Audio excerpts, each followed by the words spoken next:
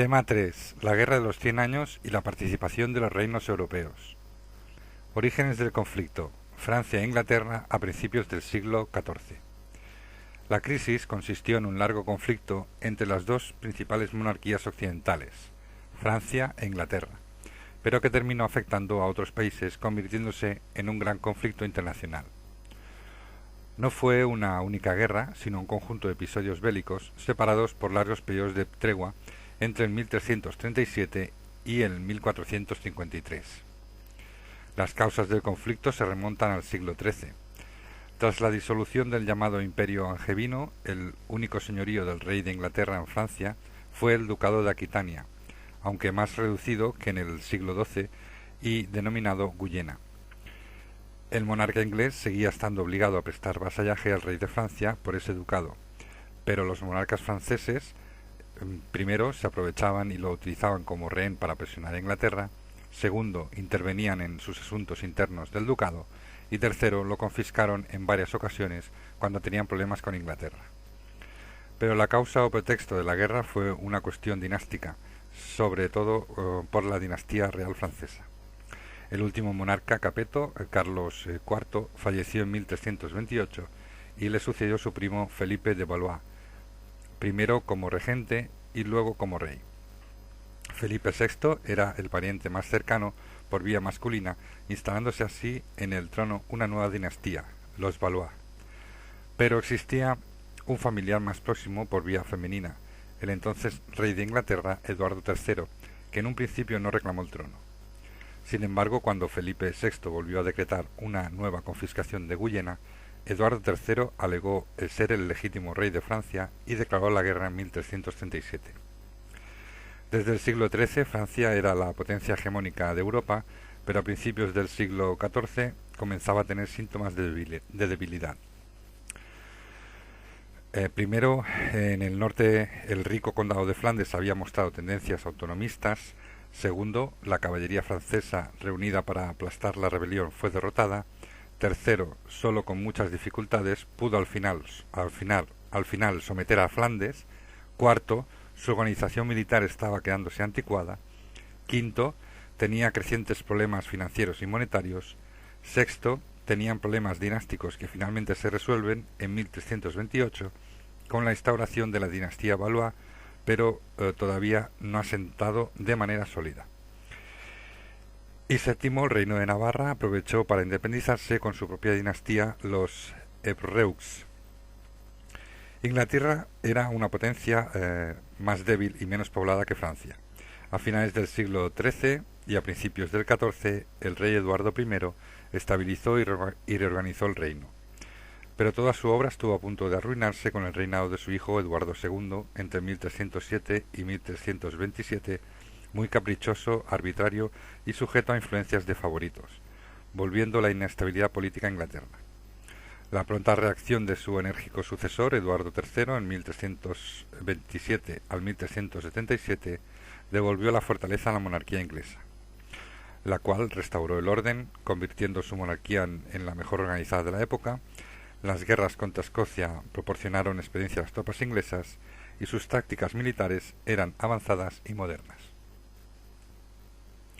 Fases de la guerra. Hubo momentos en que parecía que estaba a punto de ganar Inglaterra y en otras ocasiones daba la impresión que era Francia la que iba a imponerse. Las victorias inglesas. La primera fase, a mediados del siglo XIV, desde el 1338 al 1360, fue de claro predominio inglés. El rey Eduardo III aprovechó los problemas de la monarquía francesa en Flandes y Bretaña para utilizar dichos territorios para la incursión de sus tropas en Francia. La flota inglesa derrotó a la francesa en la batalla de la Esclusa en 1340, asegurándose el dominio del mar. A continuación, el ejército inglés mostró una gran superioridad en campo abierto sobre los franceses en las batallas de Crécy en 1346 y Poitiers en 1356. Eduardo III y su hijo Eduardo el Príncipe Negro derrotaron a los reyes de Francia, Felipe VI y su sucesor Juan II, entre el 1350 al 1364. En ambos casos el ejército inglés escogió una posición defensiva y fortificada, preparada de antemano para esperar a la caballería pesada francesa, aniquilándola a continuación con sus arqueros. Los ingleses aprovecharon sus victorias para tomar Calais y realizar grandes expediciones de saqueo en el interior del territorio francés. Como resultado, la monarquía francesa entró en una profunda crisis. En 1358 hubo una violenta rebelión campesina, la Jacquerie, en las comarcas próximas de París, al considerar que la nobleza ya no cumplía su misión de defenderlos, y que casi coincidió con otra revuelta urbana de la burguesía parisina contra el gobierno. Ambas revueltas fueron reprimidas con gran dureza. La debilidad monárquica francesa se vio forzada a pactar una tregua con Inglaterra con el Tratado de Breteuil en 1360.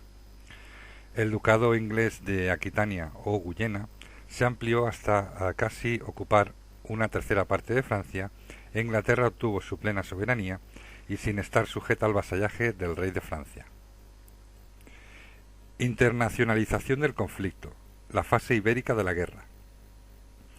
Para hacer frente a la superioridad militar inglesa, la monarquía francesa buscó apoyos exteriores y empezó a extenderse por otros países. Francia busca el apoyo de la flota castellana para contrarrestar la superioridad inglesa, pero en un principio Castilla se mantuvo neutral durante el reinado de Alfonso XI, entre 1312 al 1350. Cuando Pedro I, entre el 1350 y 1369, subió al trono, su duro comportamiento contra la nobleza hizo que la mayor parte de la aristocracia castellana buscara su destronamiento y sustitución por su hermano bastardo Enrique de Trastámara. Enrique se exilió en Francia y buscó el apoyo del monarca francés, el cual le proporcionó soldados mercenarios que se encontraban desempleados tras la paz de Breteuil. En 1366 esas tropas invadieron Castilla y destronaron a Pedro I, imponiendo como nuevo monarca a Enrique II de Trastámara. Pedro I recurrió a la alianza inglesa para recuperar su trono y en 1367 volvió a Castilla con un ejército inglés al mando del Príncipe Negro.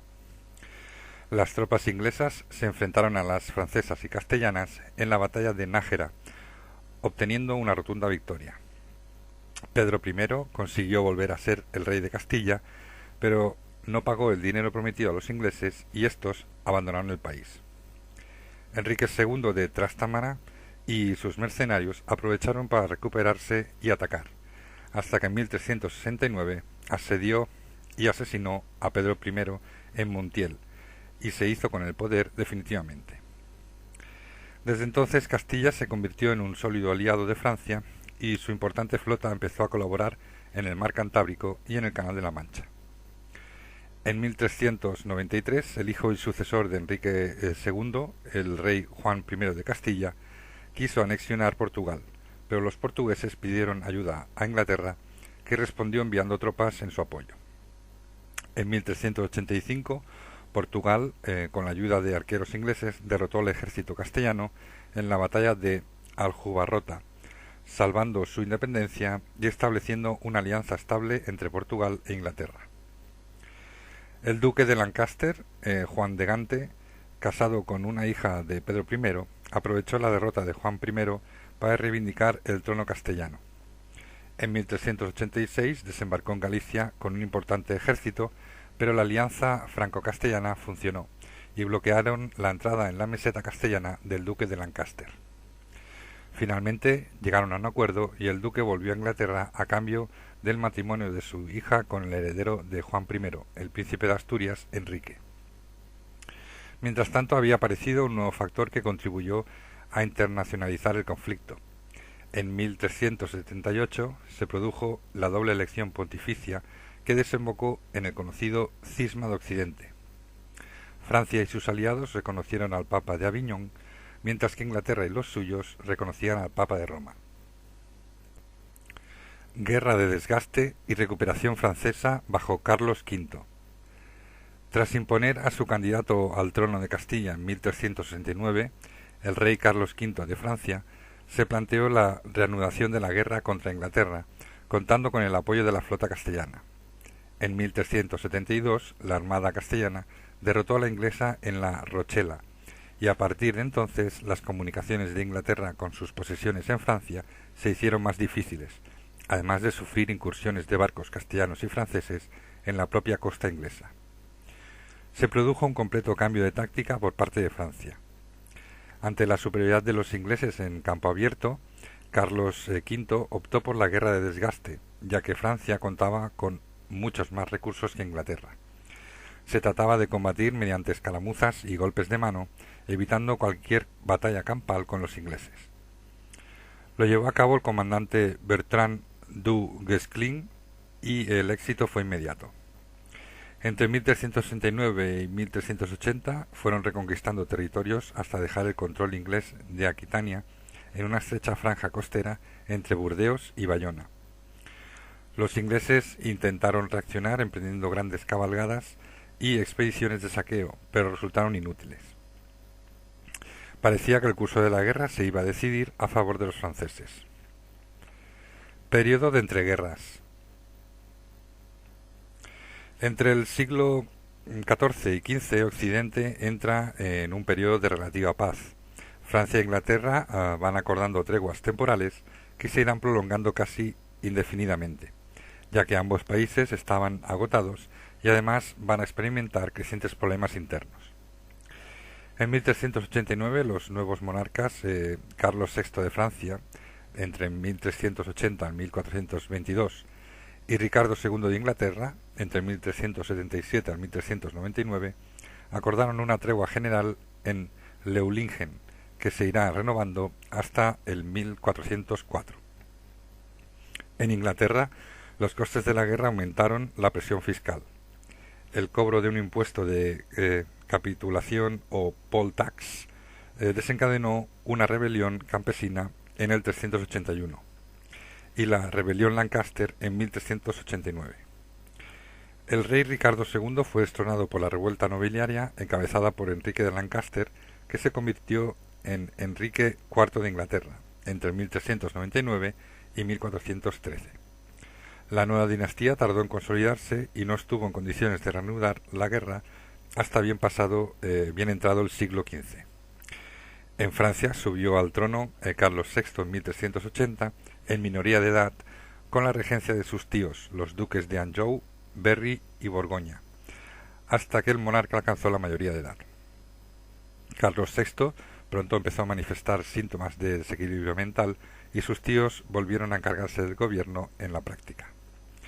A principios del siglo XV surgieron dentro del Consejo de Regencia dos grandes partidos nobiliarios que se disputaban el poder: los borgoñones, que defendían que el gobierno debía ser ejercido por el duque de Borgoña, y los Armagnacs, que consideraban que debía pasar al hijo y heredero de Carlos VI, el Delfín Carlos.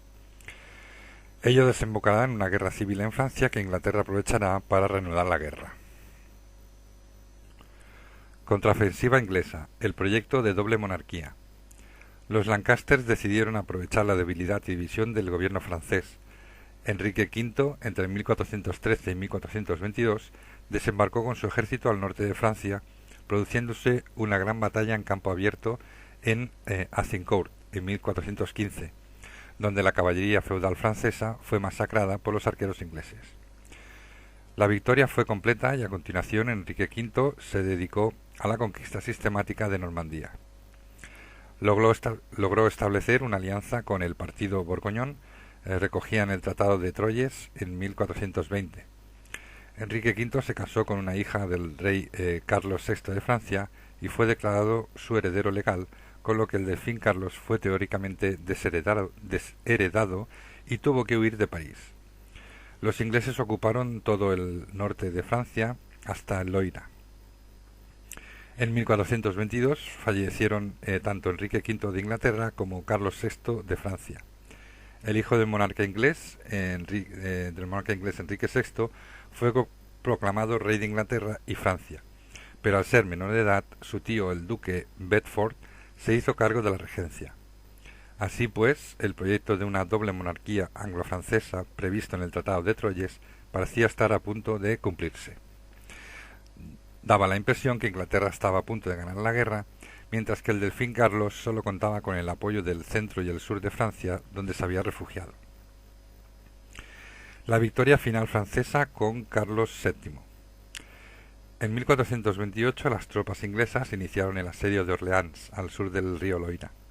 Entonces una joven campesina llamada Juana de Arco se presentó ante el delfín Carlos, afirmando haber escuchado unas voces celestiales que la llamaban a liberar a Francia de los ingleses. El delfín decidió aprovechar a la joven y la envió con un ejército de socorro a Orleans para levantar el cerco. La operación fue un éxito y los ingleses tuvieron que levantar el asedio de Orleans en 1429. Juana prosiguió su avance hasta Reims, donde hizo que el delfín fuera coronado como el nuevo monarca legítimo, Carlos VII. Pero poco después fue capturada y entregada por los borgoñeses a los ingleses, que la hicieron quemar como hereje. Carlos VII demostró ser un hábil político. En 1435, con el Tratado de Arras, logró que el duque de Borgoña rompiera su alianza con Inglaterra a cambio de que su ducado obtuviera una amplia autonomía de Francia y eximido del vasallaje al monarca francés. También realizó importantes reformas administrativas y militares. Creó un numeroso ejército profesional y permanente con una potente artillería, y Francia adquirió una incuestionable superioridad sobre Inglaterra. En primer lugar, recuperó París y expulsó a los ingleses del norte de Francia. En segundo lugar, ocupó los restos de la Guyena inglesa y Burdeos, que fue reconquistada en 1453. En tercer lugar, sin tratado de paz, finalizó la Guerra de los 100 años con victoria francesa. Y en cuarto lugar, Inglaterra solo conservó la posesión de Calais hasta mediados del siglo XVI. Consecuencias de la guerra. La Guerra de los 100 años tuvo un impacto mucho mayor que cualquier otro enfrentamiento bélico anterior. Sus efectos sobre los países fueron muy relevantes en todo tipo de facetas. En primer lugar, Francia e Inglaterra entraron en la contienda siendo básicamente monarquías feudales y salieron de ella convertidos en unos verdaderos estados modernos. En segundo lugar, surgió un incipiente sentimiento nacional o nacionalismo en ambos países. En tercer lugar, antes del conflicto, la nobleza inglesa era a menudo francófona y la lengua oficial de la corte en Inglaterra era el francés.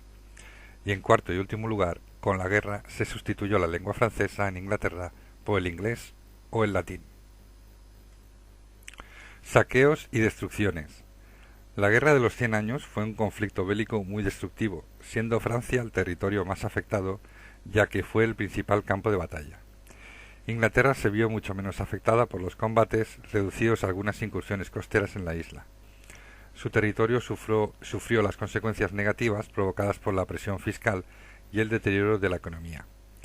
Las tierras francesas fueron el escenario de múltiples cabalgadas y expediciones de saqueos de los ingleses cada pocos años, por lo que casi no daba tiempo para reponerse en las tierras afectadas.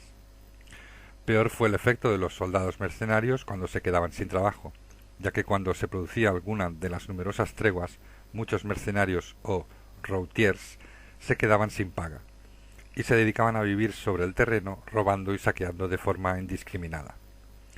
La sensación de inseguridad era tal en Francia que incluso la residencia de los papas en Aviñón llegó a verse afectada y amenazada, teniendo que ser fortificada y defendida debidamente. En definitiva, el territorio francés se vio duramente afectado por la guerra y la población rural sufrió especialmente, aunque muchas pequeñas ciudades también experimentaron problemas y trastornos. Cambios en las técnicas militares de la hueste feudal al ejército permanente. Los cambios en la organización militar tras la Guerra de los 100 años fueron muy relevantes. Al principio, en ambos bandos, los esquemas feudales del servicio militar seguían estando vigentes. En el caso de Francia, primero, el ejército se componía de la caballería pesada proporcionada por la nobleza. Segundo, se trataba de un servicio temporal de unos pocos meses. Tercero, los lazos se unían al ejército y eran unos lazos de fidelidad feudo-vasallática con el monarca. Y cuarto, la táctica principal de combate era la carga de la caballería acorazada con armaduras. En el caso inglés, aun conservando un núcleo de caballeros, se observa una tendencia hacia un ejército más profesional y tácticas más modernas. Durante la guerra, ambos bandos se irán profesionalizando, recurriendo al uso de soldados profesionales o mercenarios. Finalmente, en el siglo XV aparecen los ejércitos permanentes, compuestos por soldados profesionales pagados regularmente por la monarquía, tanto en tiempos de paz como de guerra. Primero, las tropas están compuestas por infantería de piqueros y arqueros o ballesteros en formaciones compactas, mientras que la caballería queda como elemento marginal. Segundo, su lealtad es directa y exclusiva para la monarquía. Tercero, el uso de la artillería es cada vez mayor y más decisivo. Y cuarto, son armas nuevas y eficaces cuyo elevado coste hace que sólo esté al alcance de la monarquía. Modificaciones administrativas, aparición de una fiscalidad estable. Hasta el siglo XIV el rey debía de vivir de lo producido en las tierras de su dominio real directo. Sólo excepcionalmente podía recurrir a la ayuda económica del resto de los señoríos de su reino.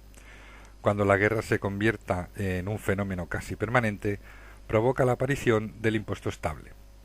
Se tratarán de impuestos directos sobre cada hogar o familia que debían ser aprobados por asambleas parlamentarias por un número determinado de años. En Inglaterra era el Parlamento quien les concedía a petición del rey para financiar una determinada empresa militar. En un principio era un impuesto temporal, pero con las circunstancias terminó por imponerse y, aunque en teoría siguió siendo temporal, en la práctica las asambleas parlamentarias siguieron renovando su cobro a petición de las monarquías hasta que prácticamente se convirtió en un tributo fijo y permanente, asegurándose definitivamente su legitimidad. También se desarrollan las contribuciones indirectas por culpa de la guerra. En Inglaterra la principal es la tasa que el rey cobra sobre las exportaciones de lana al continente. En Francia la principal novedad que trajo la guerra de los 100 años fue la aparición de la gabela o monopolio por el Estado de la venta de la sal. En definitiva, las consecuencias de la guerra van a ser el desarrollo de una fiscalidad estable estatal y la aparición de un ejército permanente, que va a implicar un crecimiento de la administración. Ello conlleva a que la burocracia y el aparato estatal crezcan para poder gestionar el ejército y la fiscalidad. El principal gasto de las monarquías será siempre el militar. El surgimiento del problema de Borgoña. Los Valois tenían la práctica de conceder apanages o grandes señoríos a los hijos o hermanos del monarca que no fueran a heredar el trono. Normalmente dichos apanages terminaban revirtiendo a la monarquía transcurrido cierto tiempo, pero hubo un caso en que esto no sucedió así, y el apanage se consolidó y desarrolló hasta casi generar un embrión de estado rival de la monarquía francesa, el llamado Ducado de Borgoña. Dicho ducado surge como apanaje de una rama menor de los Valois a finales del siglo XIV. El primer duque fue un hermano de Carlos V y tío de Carlos VI de Francia. Empezó a expansionarse por medio de una hábil política matrimonial y a veces por la fuerza, incorporando nuevos territorios ubicados en Francia y en el Sacro Imperio. Su mayor logro fue unificar por primera vez todos los Países Bajos, Holanda, Bélgica y Luxemburgo bajo su control. Los duques lograron reunir un bloque compacto de territorios desde el Mar del Norte hasta Suiza en los límites entre Francia y el Imperio Germánico. Sus relaciones con la monarquía francesa fueron empeorando. En teoría los duques de Borgoña eran parientes y vasallos del rey de Francia, pero en la práctica se comportaban de forma más autónoma. Tras su violento choque con los Armagnacs, los borgoñeses se aliaron con el rey inglés hasta que a mediados del siglo XV el monarca francés eximió al duque de Borgoña de la prestación de vasallaje a su persona, lo que implica una casi independencia de facto. Es definitiva al terminar la Guerra de los 100 años, en la que estaba surgiendo un embrión de Estado en los límites orientales de Francia. Se trataba de una amenaza muy peligrosa que la monarquía francesa tendrá que afrontar inmediatamente en los siguientes años tras el final del conflicto con Inglaterra.